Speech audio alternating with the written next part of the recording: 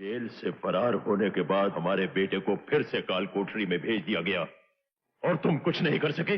मैं दूसरे किनारे पर उनका इंतजार ही करता रह गया सर। कल रात को जो कुछ भी हुआ वो निरंजन की गलती की वजह से हुआ। अगर वो उस एसीपी के बेटे को साथ में लेके नहीं भागता तो उसका भाई वहां पे कभी नहीं पहुंचता। कौन भाई? कौन पहुंच गया वहां? देवा।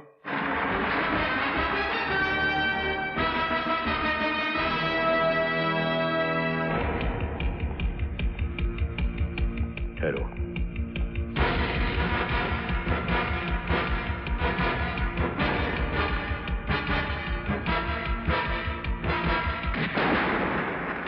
मुझे पता है आपके और कानून के बीच में जंग चल रही है।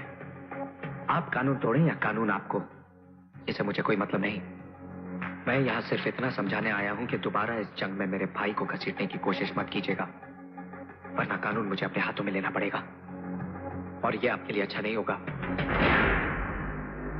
छोटा मुंह और बहुत बड़ी बात कह गए तुम। ये धमकी देने से पहले अपनी औकात और हमारी हैसियत तो देखी होती।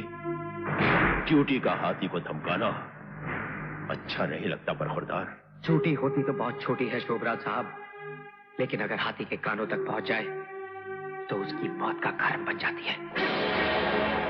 और आप अपनी जिस हैसियत की बात कर रहे हैं ना, उस हैसियत को बहुत अच्छी तरह से जानता हूं मैं।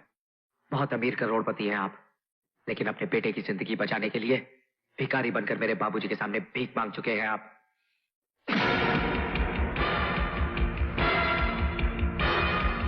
सुना है ये हाथ मेरे बाबूजी के गिरेबान तक भी पहुंच चुके हैं। 10-15 मिनट लोहे के वजन उठाकर कसरत कर लेने से ये मत समझिए कि आप बहुत मजबूत हो गए हैं। मैं हर दिन 15 घंटे पिछले 15 सालों से सिर्फ लोहे का काम कर रहा हूँ, और लोहे से जब शीशा टकराता है तो उसके इतने टुकड़े हो जाते हैं कि गिनना मुश्किल हो जाता है। अंग्रेजी में एक कहावत है, एंगर। किसी और को सुनाना, मैं सिर्फ एक जुबान समझता हूँ, हिंदुस्तानी, और उसमें एक कहावत है, 100 सुनार की और 1 लोहार की। मेरा भाई मेरी माँ के जीने का सहारा है और अपनी माँ को उसकी जिंदगी लौटाने का वादा किया है मैंने। उसकी जिंदगी छीनने की कोशिश करने वाले की सांसें उसके ही सीने में दफन कर दूंगा मैं, याद रखना।